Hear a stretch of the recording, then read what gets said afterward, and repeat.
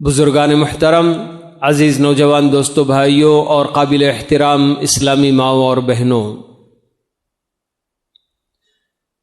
گناہوں اور معصیتوں کے بہت برے برے اثرات ہماری اپنی زندگی پر پڑتے ہیں، مگر آج خصوصی طور پر ہماری اپنی نیکیوں میں کیسے یہ گناہ آڑے آتے ہیں اور ہمیں طاعت کے کام کرنے اور نیکیوں کے کام کرنے سے کیسے روک دیتے ہیں، یہ ہم معلوم کرتے ہیں۔ ابراہیم بن ادہم رحمہ اللہ بڑے متقی پرہیزگار سلف صالحین میں سے گزرے ہیں۔ ایک مرتبہ ایک بندہ ان کے پاس آ کر سوال کرتا ہے کہ حضرت، کیا بات ہے کہ میں رات بڑے آرام سے صحت و تندرستی کے ساتھ میں سوتا ہوں، ارادہ بھی کرتا ہوں کہ رات میں اٹھوں گا اور قیام اللیل کروں گا، تہجد کی نماز پڑھوں گا، مگر میں وہ کر نہیں پاتا، کیا وجہ ہوگی؟ تو ابراہیم بن ادہم رحمہ اللہ ان کو جواب دیتے ہیں کہ تم دن کے اجالے میں اپنے پروردگار کی نافرمانی کرنے سے بچو، تو تب اللہ تعالیٰ تمہیں اس مقام پر پہنچائے گا کہ رات کے اندھیرے میں تم اس کے سامنے کھڑے ہو کر مناجات کرو، گڑ گڑاؤ۔ یہ رات کے اندھیرے میں اللہ رب العالمین کے روبرو کھڑے ہو کر گڑ گڑانا، رونا پلانا اور بہت بڑا شرف ہے، اور اللہ تعالیٰ یہ شرف کسی گنہگار کو نہیں دے گا۔ اسی طرح سے حسن بصری رحمہ اللہ سے بھی ایک صاحب آ کر پوچھتے ہیں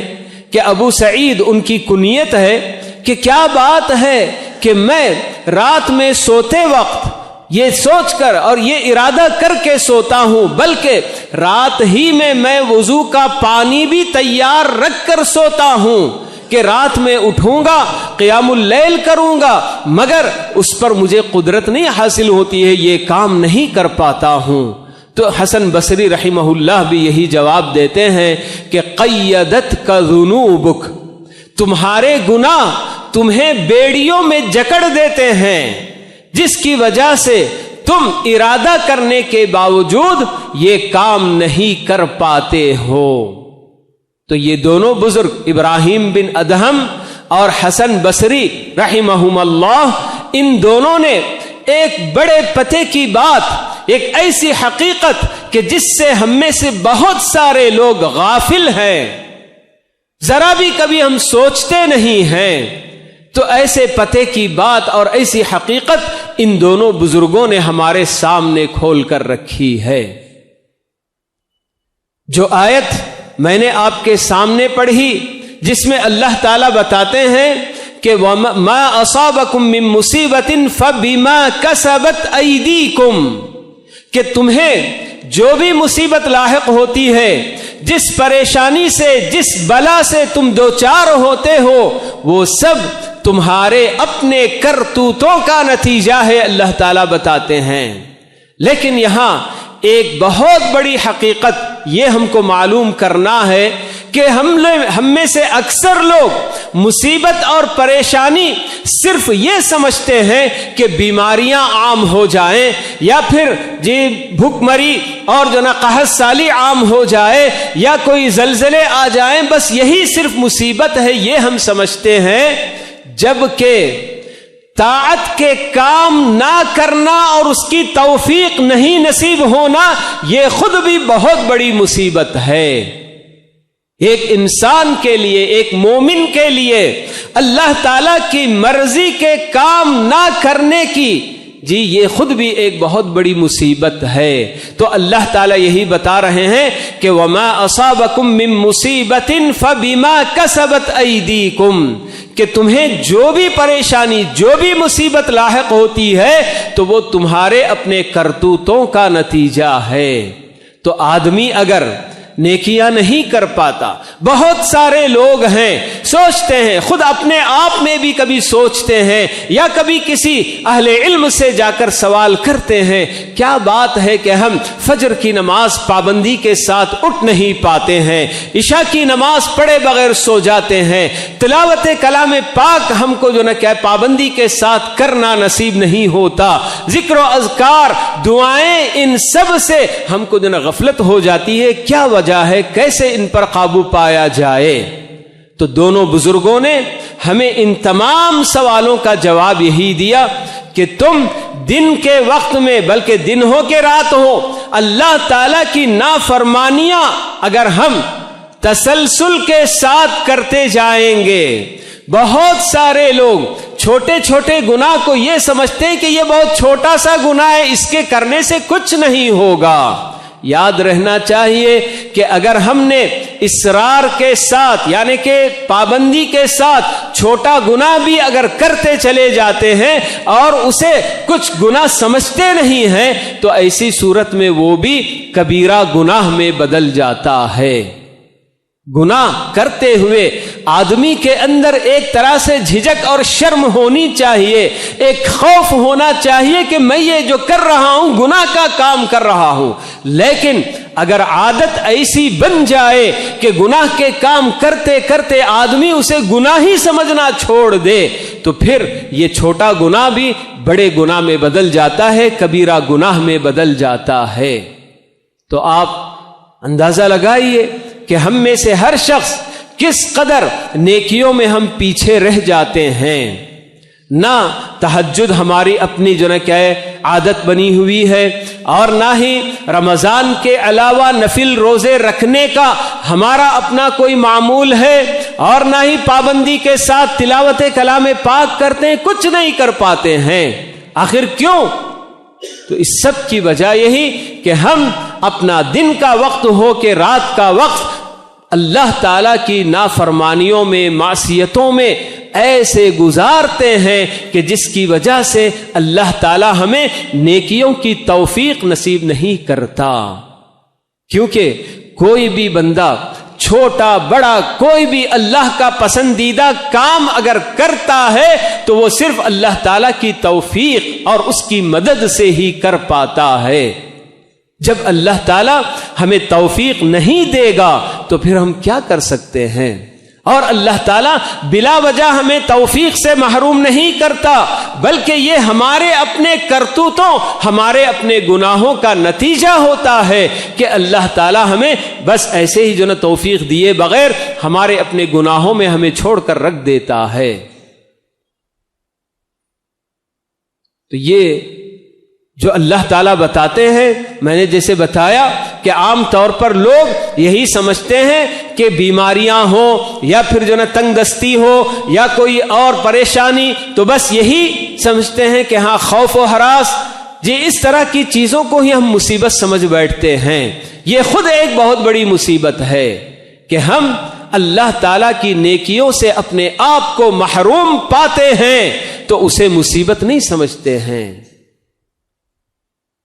کتنے ایسے بندے ہیں جو اللہ تعالیٰ کی نافرمانیاں کرتے چلے جاتے ہیں اور اس کے باوجود اللہ تعالیٰ انہیں نوازتا ہے اور صحت و تندرستی اللہ تعالیٰ نے ان کو دے رکھی ہے، اچھا پہنتے ہیں، اوڑھتے ہیں، کھاتے پیتے ہیں، سب کچھ ہے، تو اپنی جگہ پر سمجھتے ہیں کہ میں جو کچھ بھی کر رہا ہوں اس سے میرا پروردگار بڑا خوش ہے، تبھی تو مجھے نواز رہا ہے، دے رہا ہے۔ یہ تو اللہ تعالیٰ کی طرف سے اس کے لیے ڈھیل ہوتی ہے۔ اللہ تعالیٰ رسی چھوڑے ہوئے رہتے ہیں کہ بندہ جا، کتنی دور تو جاتا ہے جا، میں جب رسی پکڑ کر کھینچ لوں گا ایک مرتبہ تو تیرا سب کچھ ختم ہو جائے گا، ستیاناش ہو جائے گا، اور پھر اس کے بعد تیرے اپنے پاس کچھ بھی نہیں بچے گا۔ یہ اللہ تعالیٰ کا اپنا ایک قانون ہے کہ کسی بندے کو اس کے گناہ پر فوری پکڑ نہیں کرتا ہے، بلکہ مہلت دیتا ہے، ڈھیل دیتا ہے کہ ہاں شاید کہ صبح کا بندہ گناہگار رات کو واپس لوٹ جائے، یا شام کا گناہ کرنے والا صبح میں اللہ کے دربار میں حاضر ہو جائے، توبہ کر لے۔ اللہ تعالیٰ مہلت دیتے جاتے ہیں۔ کبھی بھی بندہ دھوکے میں نہ رہے کہ ہاں اللہ تعالیٰ میرے اپنے گناہوں کے باوجود بھی مجھے جو نوازتا جا رہا ہے تو اس طرح گویا اللہ تعالیٰ میرے اپنے سارے کاموں سے خوش ہے، تبھی تو اللہ تعالیٰ نواز رہا ہے۔ کیا ہم نہیں دیکھتے ہیں کہ ہمارے اپنے اطراف و اکناف بسنے والے کتنے کافر اور مشرک جو ہم سے مالی اعتبار سے، دنیاوی آسائشوں اور نعمتوں کے اعتبار سے ہم سے بہت آگے ہیں، تو کیا اللہ تعالیٰ ان سب سے خوش ہے اسی لیے ان کو نواز رہا ہے؟ یہ تو اللہ تعالیٰ کا اپنا فیصلہ ہے کہ جب اللہ تعالیٰ پکڑے گا تو کچھ بھی نہیں بچے گا۔ بہرحال یہ ہمارے اپنے گناہ ہیں کہ جن گناہوں کی وجہ سے ہم بہت ساری نیکیوں سے اپنے آپ کو محروم کر لیتے ہیں، ہمیں نیکیوں کی توفیق ہی نصیب نہیں ہوتی۔ ہم شعبان کا نصف مہینہ گزار چکے ہیں، آگے رمضان مبارک اس کا ہم استقبال کرنے جا رہے ہیں۔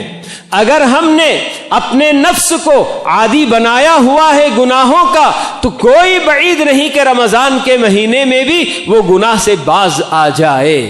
عام طور پر لوگ یہی سمجھتے کہ جتنا کرنا ابھی کر لو، بہت جلد رمضان آنے والا ہے، رمضان کے مہینے میں ہم جتنی عبادتیں کریں گے ساری عبادتیں کر کے ہمارے اپنے سارے گناہ ہم دھل دیں گے۔ اللہ تعالیٰ کو خوب اچھی طرح سے معلوم ہے ہمارے اپنے دلوں کی حالت، ہم اپنے دل میں کیا نیت رکھتے ہیں کہ صرف رمضان کے مہینے میں میں اتنی نیکیاں کر لوں گا اور اس کے بعد میں پھر سے اپنی پرانی روش پر واپس لوٹ آؤں گا۔ یہ اللہ تعالیٰ کو معلوم ہے، لیکن دھوکہ یہ بھی نہیں ہونا چاہیے کہ کیا ضروری ہے کہ رمضان کا مہینہ ہم کو ملے۔ وما تدری نفس بأي ارض تموت، اللہ تعالیٰ نے تو بتایا ہوا ہے کہ موت ایک ایسا راز ہے کہ جس کو اللہ کے علاوہ کوئی نہیں جانتا کہ کس کی موت کب آئے گی، کہاں آئے گی، کس حالت میں اور کس طرح آئے گی، اس کی کیا شکل ہوگی، اللہ کے علاوہ اور کوئی نہیں جانتا۔ تو ایسے میں کیوں غفلت کرنی ہے؟ اللہ تعالیٰ نے زندگی کی شکل میں یہ جو انعام ہم پر کیا ہوا ہے تو اسے غنیمت جاننا چاہیے۔ اب تک جتنی معصیتیں، جتنے گناہ ہم سے ہو چکے، اللہ تعالیٰ کی طرف صدق دل سے اگر ہم رجوع کریں گے، توبہ کریں گے، جیسے کہ اللہ تعالیٰ کا حکم ہے کہ یا ایھا الذین آمنوا توبوا الی اللہ توبۃ نصوحا، اللہ تعالیٰ کا حکم ہے کہ اے ایمان والو اللہ تعالیٰ کی طرف پورے خلوص کے ساتھ لوٹ آؤ۔ توبۃ النصوح ایسی توبہ کو کہا جاتا ہے کہ بندہ اپنے کیے ہوئے تمام گناہوں پر نادم ہو، شرمندہ ہو، آنسو بہائے اور اللہ رب العالمین سے اپنے کیے پر معافی مانگے، توبہ کرے اور آئندہ کبھی ان گناہوں کی طرف نہ لوٹنے کا عزم مصمم کرے، تو تب چل کر وہ توبہ توبۃ النصوح جو نہ بنتی ہے۔ ورنہ ہم اگر یہ سوچتے ہیں کہ رمضان کے مہینے کی حد تک ہم بریک لگائیں گے ہمارے اپنے گناہوں پر، پھر اس کے بعد ریلیز کر دیں گے اپنے بریک کو اور پھر سے وہی پرانی روش ہم اپنا لیں گے، تو کوئی فائدہ ہماری اپنی ان عبادتوں کا بھی نہیں ہوگا۔ اب ایک آدمی کو تنہائی میں رات میں بالکل فجر سے ذرا پہلے، ایک آدھا گھنٹہ پہلے سے ہی آدمی اگر اٹھ جائے اور اپنے رب سے بالکل اکیلے میں اپنی پچھلی زندگی یاد کر کے روئے، اللہ تعالیٰ سے معافی طلب کرے، اللہ تعالیٰ معاف کرنے کے لیے بالکل تیار ہیں۔ ہر آدمی اپنے اپنے نفس سے خطاب کر کے کہنے لگ جائے، اے نفس بہت ہو گئے، گناہ بہت ہو گئے، جی نیکیوں سے محرومی بہت ہو گئی، جی ہم نے اپنے والدین کو جتنا ستایا، اپنے بھائی بہنوں کا حق جو مارا بہت ہو گیا، پڑوسیوں کو تکلیف دینا بہت ہو گیا، حرام کمائی ہماری بہت ہو گئی، ہم نے اپنا بدن پوری حرام کمائی سے ہم نے جو ہے پالا ہے اور اپنے بال بچوں کو بھی ہم نے حرام کمائی سے پالا ہے، بہت ہو گیا، اب اس کے بعد ہمیں توبہ کر لینا چاہیے۔ سود خوری ہماری اپنی بہت ہو گئی، شراب ہم نے بہت پی لی، زنا اور لواطت میں ہم بہت مبتلا ہو گئے۔ اب پتہ نہیں کب موت کا فرشتہ آ جائے اور ہمیں ساتھ لے کر چلا جائے۔ اپنے آپ کو گناہوں سے، ہر گناہ سے ہر آدمی جانتا ہے کہ میرے اپنے اندر کیا کمزوری ہے، کیا کمی ہے، کیا خامی ہے۔ بے پردہ گھومنے والی عورتیں ان کو معلوم ہے، اور غیر مردوں سے مسافے کرنے والی، ملاقاتیں کرنے والی سب کو معلوم ہے کہ ہاں ہم سے کیا گناہ ہو جاتے ہیں، کہ کس وجہ سے ہمارے اپنے گھروں پر پریشانیاں منڈلاتی رہتی ہیں، مصیبتیں منڈلاتی رہتی ہیں۔ ہم اپنی جگہ پر اپنے گناہ بالکل چھوڑنا نہیں چاہیں گے، لیکن اللہ تعالیٰ سے یہ امید رکھیں گے کہ اللہ تعالیٰ اپنے فضل و کرم سے ہماری ساری مصیبتیں دور کر دے۔ کیسے ہو سکتا ہے؟ اللہ تعالیٰ تو یہ فرماتے ہیں کہ ان تنصروا اللہ ینصرکم، کہ اگر تم اللہ کی مدد کرو گے، یعنی کہ اللہ تعالیٰ کی شریعت کی پابندی کرو گے، تو اللہ تعالیٰ بھی تمہاری مدد کرے گا۔ ورنہ ایسے ہی ہم اپنی جتنی شہوتیں ہیں، جتنی خواہشات ہیں، خواہشات نفس، تمام کے پیچھے پڑے رہیں، اور اللہ تعالیٰ سے بس یہ جو نا ہم درخواست کریں اور پھر شکایت بھی کر دیں کہ ہم تو مومن بندے ہیں، اللہ تعالیٰ کیوں ہم کو اس طرح سے آزما رہا ہے، کیوں ہم پر ایسی پریشانیاں ڈال رہا ہے، تو خود اپنے گریبان میں جھانک کر دیکھنے کی ضرورت ہے کہ ایمان کا تقاضا ہم نے کتنا پورا کیا ہے۔ اللہ تعالیٰ کے وہ بندے، نیک بندے، جی ہمارے اپنے اسلاف کرام، ذرا سی ان کی یہ لازمی بات ہے کہ صحابہ، تابعین وغیرہ کی جو جماعت گزر چکی ہے، جن کے بارے میں اللہ کے نبی صلی اللہ علیہ وسلم نے خیر امت ہونے کی گواہی دی ہے، ایسے صحابہ، تابعین، تبع تابعین، جن کے گناہ بہت تھوڑے سے ہوتے تھے، مگر اس کے باوجود اتنا روتے پلاتے اور اتنا گڑ گڑاتے کہ لوگ جو حیران ہو جاتے کہ آخر کیا ہو گیا ہے۔ ایک اسی طرح سے سلف صالحین میں سے کسی کے پاس ان کے تمام ساتھی ملاقات کے لیے گئے اور دیکھ رہے ہیں کہ وہ رو رہے ہیں۔ کیا بات ہے بھئی، کیوں رو رہے ہیں، کیا سبب ہے؟ کیا آپ کو بدن میں کوئی تکلیف ہے جس کی وجہ سے آپ رو رہے ہیں؟ کہتے ہیں کہ اس سے بھی بڑی بات ہے۔ تو کیا آپ کے کوئی رشتہ دار فوت ہو گئے؟ کہتے ہیں کہ نہیں، اس سے بھی بڑی بات ہے۔ پوچھتے ہیں کہ کیا آپ کا کوئی مالی خسارہ اور مالی نقصان ہو گیا؟ کہتے ہیں نہیں، اس سے بھی بڑی بات ہے۔ تو ساتھی کہتے ہیں کہ آخر ان سب سے بڑھ کر اور کیا تکلیف ہے آپ کو کہ جس پر اس قدر آپ بے تحاشا روتے چلے جا رہے ہیں؟ تو کہتے ہیں کہ میرے گناہوں کی وجہ سے آج میں نے صبح کے وقت جو قرآن مجید کا ورد اپنا جو نہ رکھا ہوا تھا، میں نے جتنا پڑھنا تھا تو وہ نہیں پڑھ پایا، اور یہ میرے گناہوں کا نتیجہ ہے جس کی وجہ سے میں اس قدر رو رہا ہوں۔ تو یہ ہمارے اپنے حالات اگر ہم دیکھ رہے ہیں کہ کیسے کیسے حالات آئے دن روزانہ ہمارے اپنے لیے مشکلیں، پریشانیاں، مصیبتیں اور بڑھتی چلی جا رہی ہیں، ان سب کی بنیادی وجہ معاشرے کے اندر پھیلے ہوئے گناہ ہیں۔ گناہوں سے جب تک ہم توبہ نہیں کریں گے، اپنے پروردگار کے سامنے گڑ گڑائیں گے نہیں، ہمارے اپنے یہ حالات کبھی نہیں بدل سکتے۔ اور جب معاشرہ کہتے ہیں تو ہر آدمی معاشرے کا ایک فرد ہوتا ہے۔ ہر آدمی کو چاہیے، چاہے وہ مرد ہو، عورت ہو، جوان ہو، بوڑھا ہو، ہر ایک کو چاہیے کہ اپنے اپنے طور پر جائزہ اپنا لے، اپنے گھر کا جائزہ لے اور دیکھے کہ ہمارے ساتھ کیا خرابی لگی ہوئی ہے۔ کہیں ہمارے ہی گناہ اور ہماری ہی خرابیاں سارے دوسرے مسلمانوں کی آفت کا سبب تو نہیں بنے ہوئے ہیں۔ اگر یہ سوچ لے ہر آدمی اور اپنی اپنی جگہ پر اپنی اصلاح کی اگر وہ فکر کر لے تو معاشرہ انشاءاللہ بالکل پاک و صاف ہو جائے گا، اور جب معاشرے کا ہر فرد اللہ تعالیٰ کی طرف لوٹ جائے گا اور اس سے گڑ گڑائے گا، اپنے گناہوں کی معافی مانگے گا، تو اللہ تعالیٰ اس معاشرے کے حالات بھی ضرور بدل دیں گے۔ تو آج اس کی بہت سخت ضرورت ہے کہ ہر آدمی اپنی اپنی جگہ پر اپنا اپنا جائزہ لے کہ میرے اپنے اعضاء جو اللہ رب العالمین نے اس کی اپنی جو نہ کیا اس کا شکر ادا کرنے کے لیے مجھے دیا ہے۔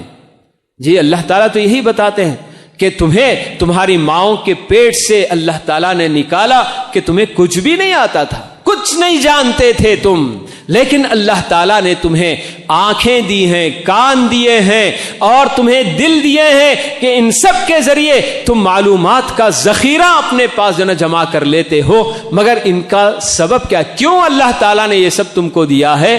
تاکہ تم اللہ تعالیٰ کے شکر گزار بنو، یہ اللہ تعالیٰ بتاتے ہیں۔ لیکن ہم میں سے ہر شخص جانتا ہے کہ اللہ تعالیٰ کی دی ہوئی ان نعمتوں کو اللہ تعالیٰ کے شکر میں ادا کرنے سے کہیں زیادہ اللہ تعالیٰ کی نافرمانیوں اور اس کے گناہوں میں جو ہم استعمال کر جاتے ہیں۔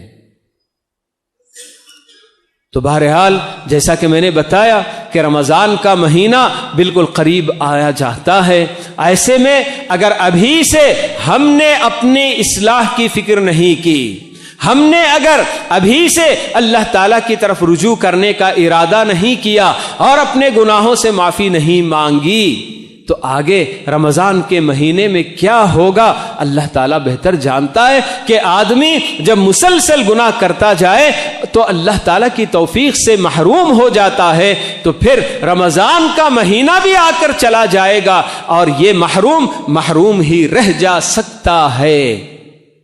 تو اس لیے ہماری اپنی ذمہ داری ہے، ہر شخص خود اپنے آپ میں اور اپنے گھر بار میں پوری طریقے سے جھانک کر دیکھے، جائزہ لے کر دیکھے کہ میرے بچے کس طرح کی زندگی گزار رہے ہیں، میں نے ان کے ہاتھوں میں کھلونا پکڑا دیا ہے، اب وہ اس کا استعمال کس کس طرح سے کر رہے ہیں، کیا ہو رہا ہے۔ یہ سب کچھ ہمارے اپنے حالات کی ذمہ داری ان سب پر ہوگی۔ تو اس لیے ہم میں سے ہر شخص اس کا عزم کرے، تہیہ کرے، ارادہ کرے کہ ہاں اب اللہ تعالیٰ نے جو آگے آنے والے مبارک دن ہیں ان میں کہیں اس طرح کی غفلت نہ ہو جائے، نمازوں کی پابندی ہونے پائے، قیام اللیل کا ہم کو جو نا کہ موقع ملے، تلاوت کلام پاک کا موقع ملے، اس کے لیے ابھی سے ہم اللہ تعالیٰ کی طرف رجوع کر لیں، اپنے گناہوں سے توبہ کر لیں۔ اللہ تعالیٰ ہم سب کو اس بات کی توفیق نصیب فرمائے کہ ہمارے اپنے گناہ دن رات جو ہم کرتے ہیں اللہ تعالیٰ ان سب سے